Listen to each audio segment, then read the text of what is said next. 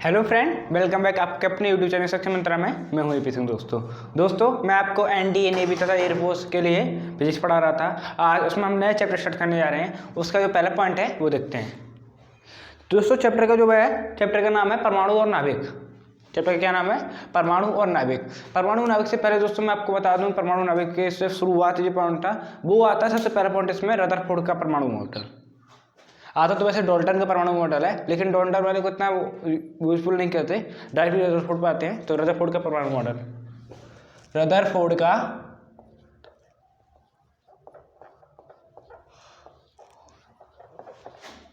परमाणु मॉडल, परमाणु मॉडल।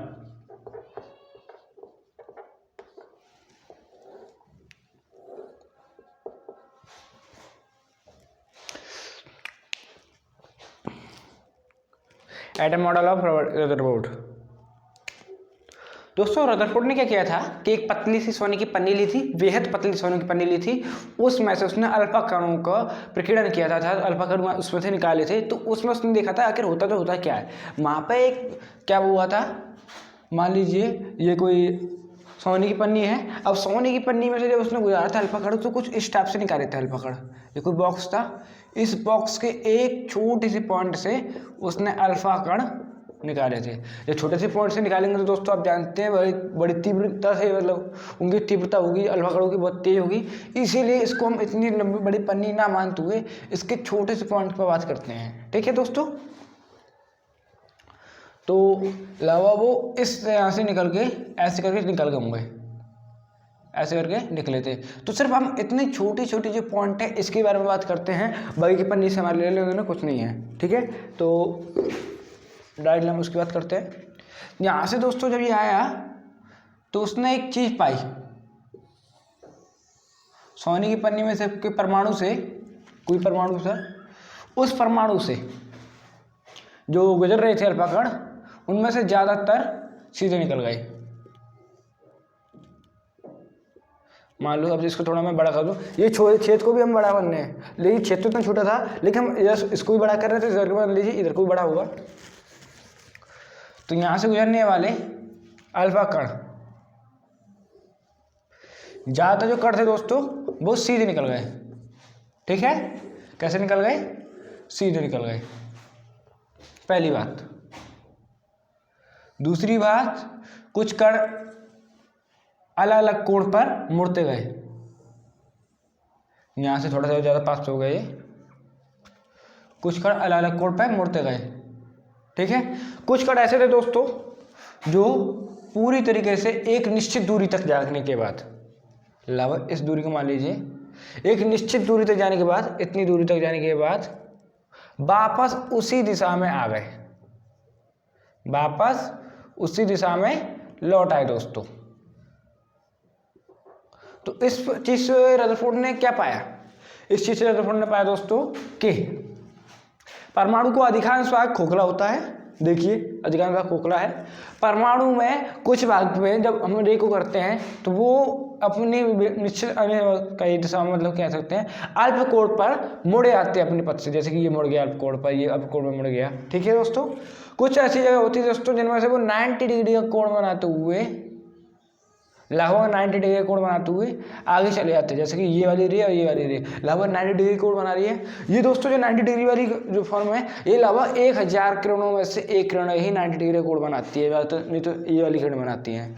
और बेहद ही कम, बेहद ही कम, जैसे कि ये वाली जो किरण है हमारी, बेहद ही कम किरण है, वापस उसी रास्ते में लौट जाती है। इस किरणों के लिए उसने बोला था लगभग 50,000 से 1,00,000 किरणों में से एक किरण वापस लौटती है दोस्तों। ठीक है, तो जो वापस वाली लौट रही है दोस्तों, ये किरण जो वापस लौट रही है, इसकी अधिकतम दूरी कहाँ तक है? यहाँ तक। और यहाँ से लेके और परमाणु को यहाँ कहाँ से, परमाणु को जो नाभिक है वो यहाँ से, परमाणु के नाभिक से और इसके भी लौटने की अधिकतम दूरी के बीच की जो दूरी है, इसको उसने एक नाम दिया दोस्तों। क्या किया? उसने एक नाम दिया दोस्तों, इसको क्या नाम दिया? R0 से डिनोट कर दिया उसने। इसको निकटतम दूरी कहा। क्या कहा दोस्तों? निकटतम दूरी कहा, और इसको R0 से उसने रिप्रेजेंट किया। R0 इक्वल टू निकटतम दूरी।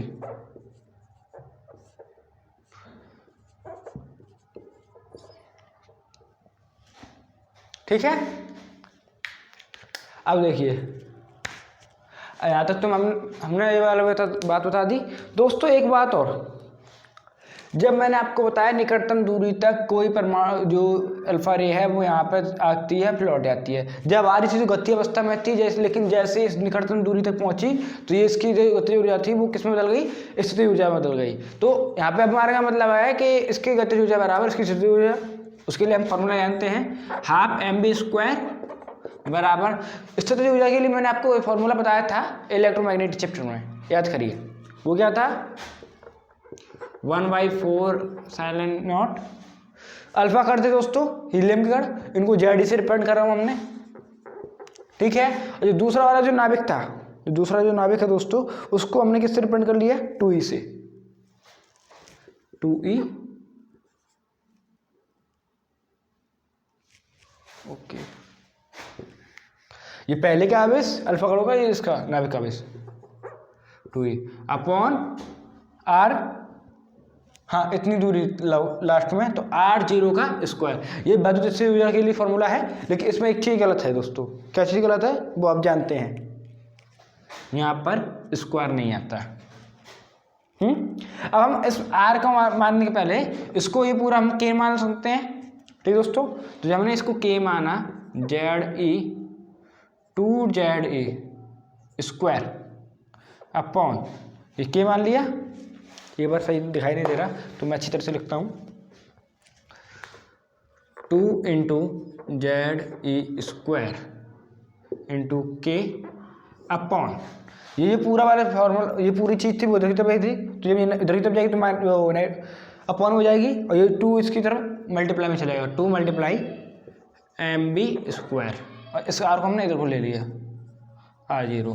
तो जो निकटतम दूरी है दोस्तों उसके लिए एक फॉर्मूला हमारा तैयार हो गया, वो है r0 = यहाँ पे हम देख कह सकते हैं, इसको और ज़्यादा सॉल्व करेंगे तो 4kz² कह सकते हैं हम, ज़्यादा बेटर होगा, k को हम पहले ले सकते हैं, तो 4kze² अपॉन mv²।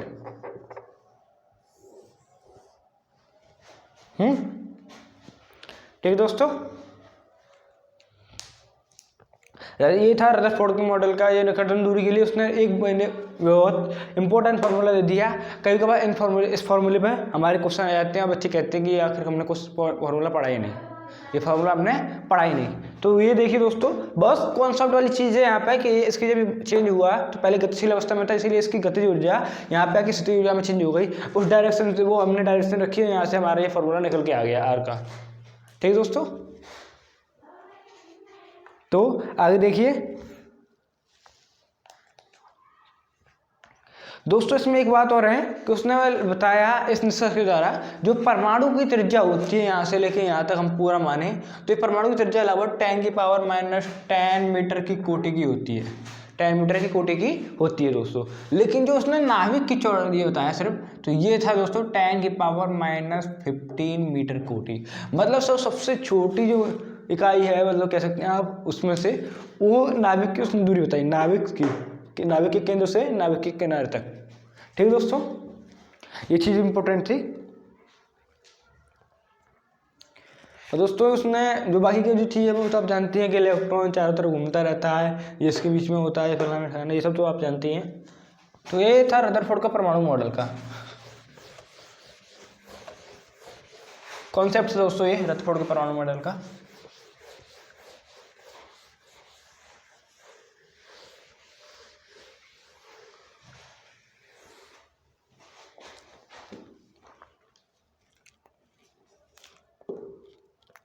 दोस्तों सबसे बड़ी बात है, अब चलो एक सवाल हम करते हैं इसी बात पे, एक कण जिसकी गतिज ऊर्जा कितनी दे रहा है, जिसकी गतिज ऊर्जा 4 मेगा इलेक्ट्रॉन वोल्ट है, सोने के नाभिक की कितनी देर निकट तक पहुंच सकता है, आर पूछा है, वो वाला जो फॉर्मूला है। अब मैं आपको बता देता हूँ सवाल किस टाइप से आते हैं। कोई कण जिसकी गति इतनी है, या फिर जिसका वेग इतना है, जिसका द्रव्यमान इतना है, अगर कण दे रखा है तो उसमें दोस्तों आपको इलेक्ट्रॉन का मास नहीं बताएगा, आपको इलेक्ट्रॉन का मास पहले से पता होना चाहिए। ठीक है, इन चीज़ों के लिए इलेक्ट्रॉन का मास, प्रोटॉन का मास पहले से आपको जानकारी होनी चाहिए इसके लिए।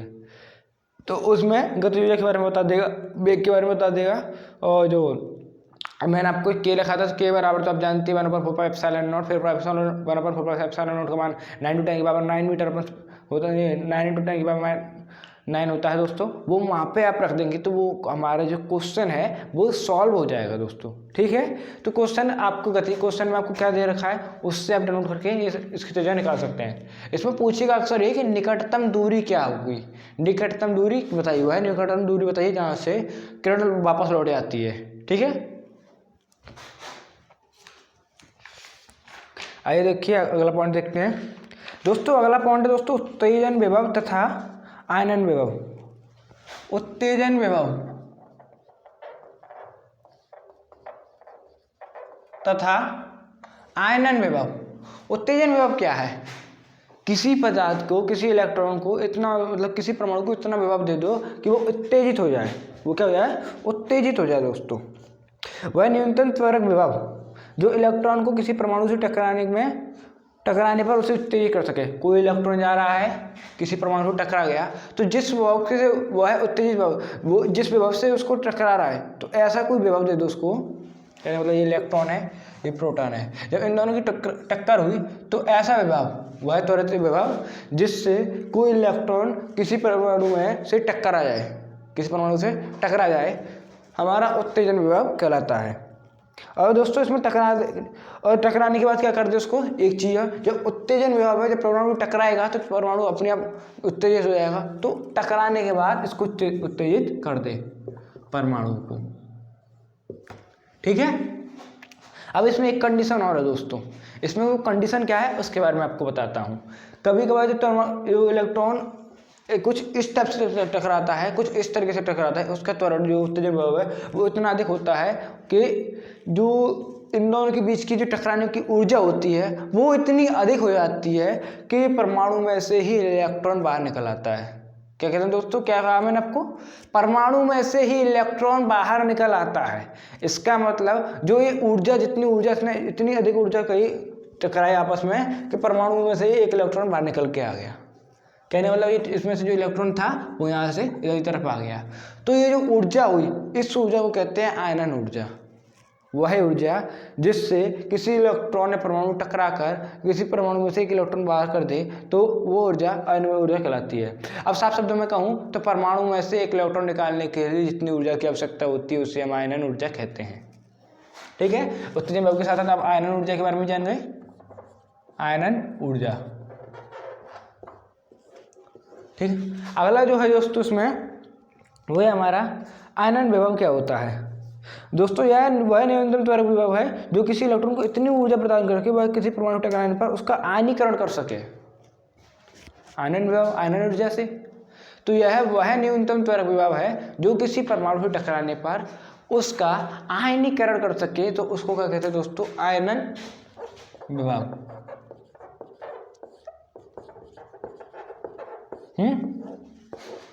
समझ आए दोस्तों?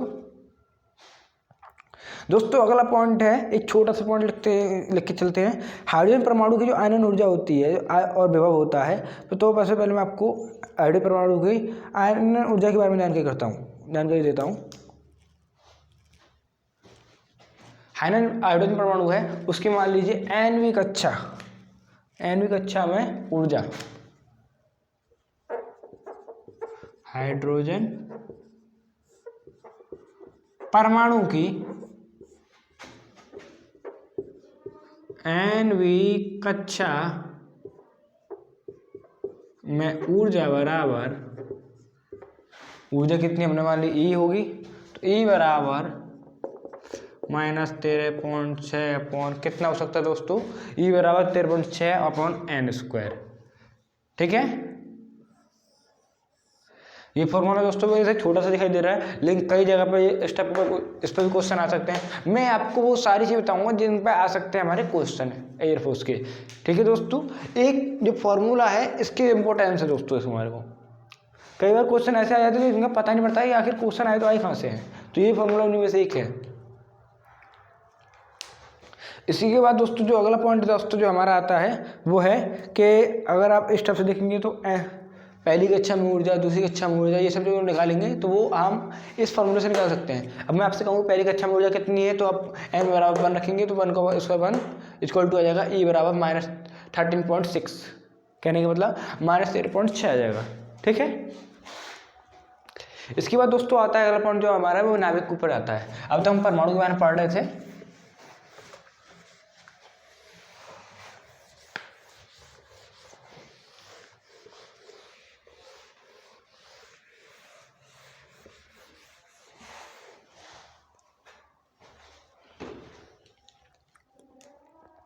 अब नाभिक का संगठन पढ़ेंगे। क्या पढ़ेंगे दोस्तों?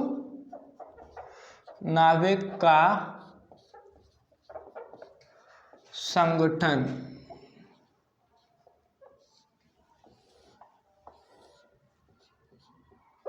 ठीक है, नाभिक का संगठन क्या होता है, इसका मतलब क्या है, आइए उसके बारे में हम जानकारी करते हैं। दोस्तों हम जानते हैं प्रत्येक पदार्थ परमाणु से मिला होता है। परमाणु किस टाइप से होता है, वो रदरफोर्ड ने बताया कि नाभिक में इसमें N व P होते हैं, न्यूट्रॉन प्रोटॉन होते हैं ना, और नाभिक के बीच में गोला है, मतलब परमाणु के बीच में गोला होता है जिसमें N व P अर्थात न्यूट्रॉन व प्रोटॉन होते हैं, और इसके चारों तरफ जो होता है इलेक्ट्रॉन वो घूमता रहता है। दोस्तों ये कॉन्सेप्ट सी चीज़ है, सिंपल सी चीज़ है दोस्तों, ये सब आपको रदरफोर्ड ने बताई थी। इसके अलावा दोस्तों रदरफोर्ड ने ये बताया था इलेक्ट्रॉन पर नेगेटिव आवेश होता है, प्रोटॉन पर पॉजिटिव आवेश होता है, न्यूट्रॉन पर कोई भी आवेश नहीं होता है। इसका मतलब क्या है, न्यूट्रॉन का कोई काम नहीं, न्यूट्रॉन का कोई काम नहीं। आज तक हम यही पढ़ते हैं कि न्यूट्रॉन का कोई काम नहीं है, आवेश वाला जो काम है वो प्रोटॉन न्यूट्रॉन इलेक्ट्रॉन करते हैं। लेकिन अब आप जानेंगे न्यूट्रॉन का सबसे विशेष जो काम होता है वो क्या होता है। न्यूट्रॉन एक ऐसा योगी है, अब आपको बताऊं मैं, न्यूट्रॉन एक ऐसा योगी है जो ऐसा योगी है जिसको आपस में जल्दी कोई मतलब नहीं, जब दूसरे के मैटर में जल्दी टांग नहीं अड़ाता है, लेकिन जब ये गुस्सा हो जाता है न्यूट्रॉन तो ये सबकी रेड मार देता है। क्या करता है, सबकी रेड मार देता है न्यूट्रॉन। कुछ ऐसा बंदा है घर में, ठीक है। तो अब इसी के बारे में जानकारी करेंगे कि रेड मारता है मतलब क्या क्या होता है इसमें।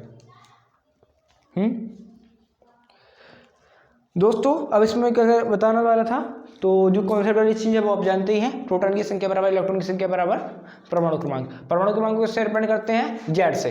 उसी प्रकार से द्रव्यमान संख्या बराबर क्या होता है, प्रोटॉन की संख्या या इलेक्ट्रॉन की संख्या या तुम्हारा परमाणु क्रमांक प्लस में न्यूट्रॉन की संख्या, हेलो, उसको ए से रिप्रेजेंट करते हैं। तो इसमें हमारा ए बराबर जेड प्लस, या फिर मैं आपको क्या बताऊं, जेड ई या प्रोटॉन की संख्या प्लस में न्यूट्रॉन, ठीक है। और जेड बराबर पी बराबर ई, पी का मतलब प्रोटॉन की संख्या और ई का मतलब इलेक्ट्रॉन की संख्या, ठीक है दोस्तों। ये एन है।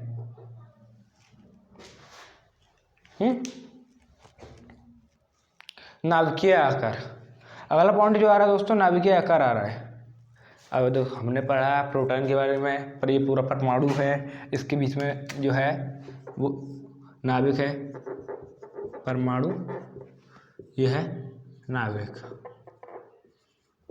दोस्तों नाभिक का जो आकार होता है, नाभिक की जो रेडियस होती है वो एक फर्मी की बराबर होती है, फर्मी के बराबर होती है, सॉरी, एक फर्मी के बराबर होती है इसकी रेडियस। अब आप कहेंगे एक फर्मी क्या होता है, दोस्तों फर्मी क्या है, एक दूरी का, एक विस्थापन का एक मात्रक है दोस्तों, जिसको हम कह सकते हैं 1 × 10⁻⁻15 मीटर। इसकी जो रेडियस होती है नाभिक की वो ये होती है। ये बहुत इंपॉर्टेंट चीज़ है दोस्तों इसी में एक फॉर्मूला निकलता है, सबसे बड़ा फॉर्मूला। नोट पॉइंट 1 ये वाली लिख लीजिए टप से, नोट पॉइंट में से एक है। दूसरा नोट पॉइंट ये है कि इसका जो द्रव्यमान और ये क्या नाम है आपके जो रेडियस है, ये इसको हम कैपिटल आर से रिप्रेजेंट करते हैं। सबसे बड़ी बात तो ये मैंने थोड़ा गलत कर दिया, कैपिटल आर से रिप्रेजेंट करते हैं, और ये इसके द्रव्यमान संख्या के 1/3 घात के समानुपाती होती है दोस्तों। 1/3 प्रोपोनल के साथ हटाएंगे दोस्तों, R बराबर R0/A1/3, ठीक है। तो यहाँ से हम क्या निकाल सकते, यहाँ से क्या हुआ, ये एक फार्मूला आ गया। इस पर भी दोस्तों कई बार क्वेश्चन आ जाते हैं। यहाँ पे अगर आपको ये वाला फार्मूला, इस वाले क्वेश्चन पर आए, इस वाले आप कह सकते हैं इस वाले सवाल पे, इस वाले फार्मूले पे कोई क्वेश्चन आए तो आप R का मान यहाँ से पुट कर सकते, R0 का मान यहाँ से पुट कर सकते हैं, ये R0 का मान है, सॉरी ये किसका मान है, R0 का मान है, नियतांक का मान है। तो नियतांक का मान आप यहाँ से पुट कर सकते हैं। और इसका मात्रा मीटर में कर सकते हैं, या फिर फर्मी में करें तो डायरेक्टली इसको छिपा देंगे, दोस्तों यहाँ से एक बात देखिए, हमने दोनों बच्चों का क्यू कर दिया, तो R3 बराबर R0Q इंटू A, ठीक है, ये पहला पॉइंट। अब दोस्तों हम जानते हैं V बराबर क्या होता है, आयतन इसका 4/3 पाई R क्यू, ये तो वो काइनेटिक ऊर्जा का एनर्जी का फॉर्मूला था। V बराबर जो उसका पूरा आयतन होता है नाभिक का, वो कितना हुआ 4/3 पाई R क्यू, 4/3 पाई R ये क्या, ये वाला R0Q इंटू A। तो यहाँ से आप क्या समझे दोस्तों, V प्रोपोर्शनल है 1 है, V प्रोपोर्शनल है 1 है, क्योंकि ये दोनों मान है, ये नियतांक है दोस्तों, इसका भी एक फिक्स मान है, इसीलिए यहाँ से V डायरेक्टली प्रोपोर्शनल द्रव्यमान संख्या की दोस्तों, ठीक है। इस पर भी कई बार क्वेश्चन आ जाते हैं, इस पर भी आ जाते हैं और इस पर भी आ जाते हैं, इससे हमने ये बनाया है। दोस्तों इसी प्रकार से जब घनत्व का फॉर्मूला है, तो घनत्व हम जानते हैं, घनत्व क्या रखना है दोस्तों, घनत्व हम रखेंगे द्रव्यमान बट्टे आयतन। घनत्व क्या होता है, द्रव्यमान बट्टे आयतन होता है। जब आप द्रव्यमान नाभिक का द्रव्यमान बट्टे नाभिक का आयतन रखेंगे तो फिर आप आराम से वो कम कर देख सकते हैं। नाभिक का द्रव्यमान क्या है, प्रोटॉन का द्रव्यमान प्लस न्यूट्रॉन का द्रव्यमान, तो ये नाभिक का द्रव्यमान आ जाएगा, ठीक है। उम्मीद करूंगा इतना पॉइंट आपको क्लियर हो गया है। तो दोस्तों जो इतना क्लियर हो गया, तो देखिए इतना क्लियर हो गया, तो अगला पॉइंट देखिए दोस्तों, अगला पॉइंट क्या है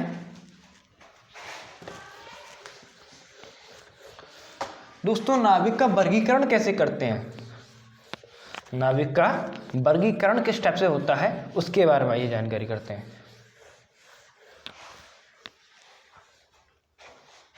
ठीक है। नाभिक का वर्गीकरण,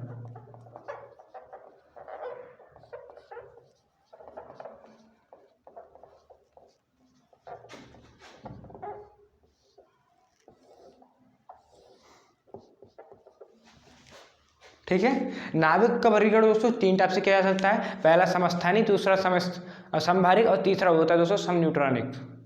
समस्थानिक के बारे में सबसे पहले जानकारी करते हैं। समस्थानिक क्या होता है, समस्थानिक क्या होता है दोस्तों, आइए पहला पॉइंट हमारा समस्थानिक के बारे में है। ये क्या होता है समस्थानिक,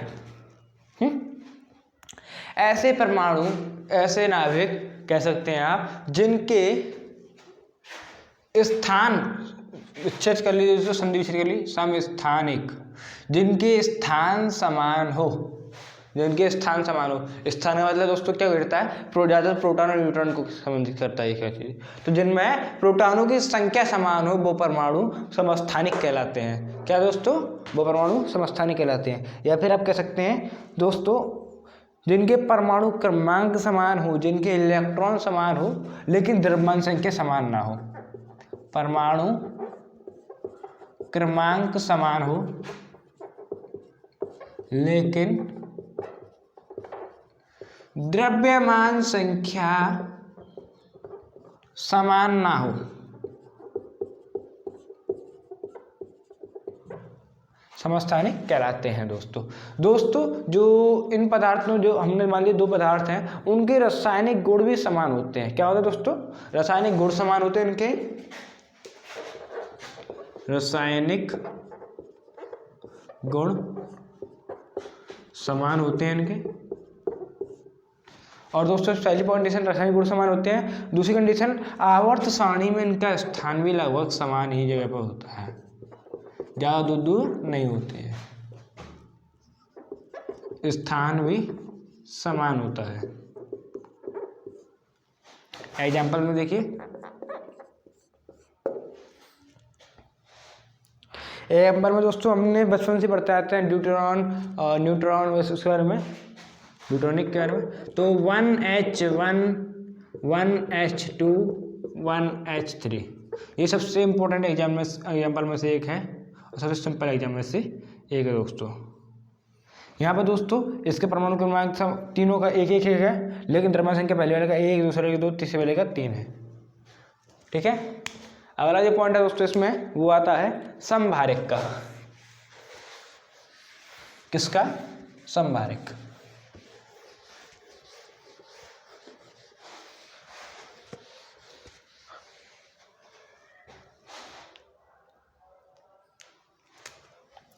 समभारिक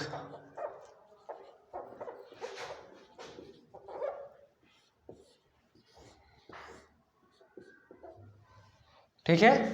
समभारिक क्या होता है? ऐसे परमाणु जिनके द्रव्यमान संख्या समान हो लेकिन क्या समान ना हो?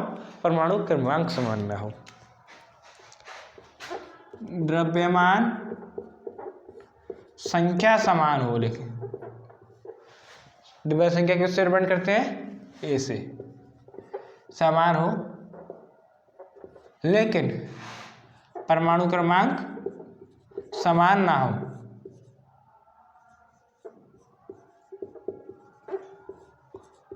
समान ना हो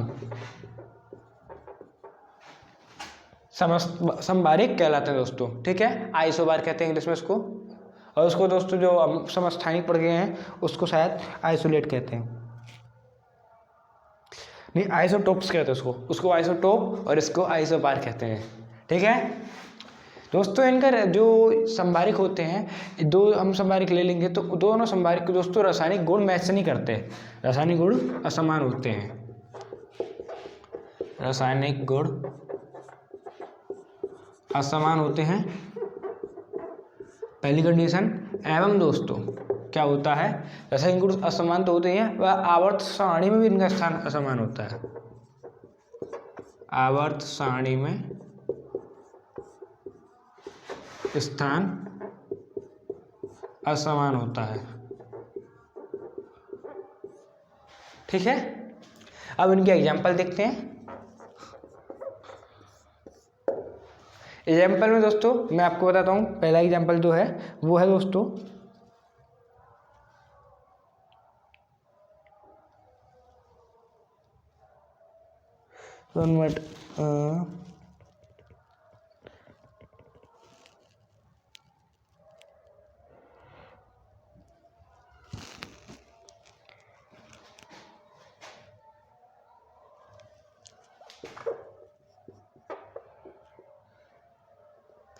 छः से 14 तथा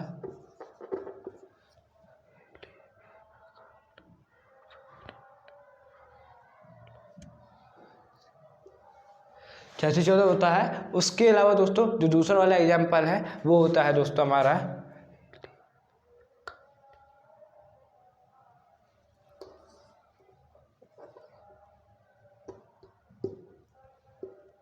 6 यहाँ से होता है इसका क्या नाम है न्यूट्रॉन, नहीं नाइट्रोजन का याद आ गया 7 और 14। दोस्तों यहाँ पर देखिए इन दोनों के द्रव्यमान संख्या समान है, लेकिन क्या समान है? परमाणु क्रमांक। इसके कारण इन दोनों के गुण जो हैं वो मैच नहीं करेंगे। ठीक है फ्रेंड, रासायनिक गुण मैच नहीं करेंगे। मैच ही रासायनिक गुण होता है दोस्तों। इसीलिए कहा जाता है द्रव्यमान संख्या की अपेक्षा परमाणु क्रमांक ज़्यादा बेटर है, वो परमाणु क्रमांक ज़्यादा अच्छा होता है। अच्छा मेरे कहने का मतलब ये नहीं कि ये बुरा है वो अच्छा है, मतलब अधिक यूजफुल होता है, अधिक उपयोगी होता है, आप कह सकते हैं। सम न्यूट्रॉनिक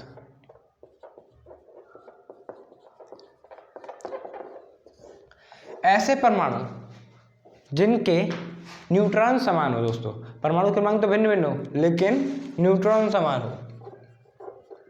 परमाणु क्रमांक भिन्न भिन्न हो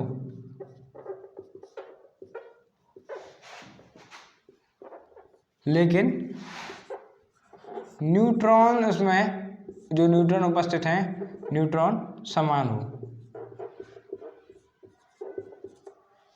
उनको क्या कहते हैं दोस्तों? सम न्यूट्रॉनिक दोस्तों। ठीक है, तो दोस्तों इसी के साथ मैं आज की क्लास खत्म यहीं पे समाप्त करता हूँ। मैं मिलेंगे आपसे अगली क्लास में, तब तक के लिए धन्यवाद दोस्तों। वीडियो पसंद है तो वीडियो को लाइक करें, कमेंट करें, शेयर करें दोस्तों के साथ, चैनल को सब्सक्राइब करके बेल आइकन जोड़ दें। मिलते हैं आपसे अगली वीडियो में, तब तक के लिए धन्यवाद दोस्तों।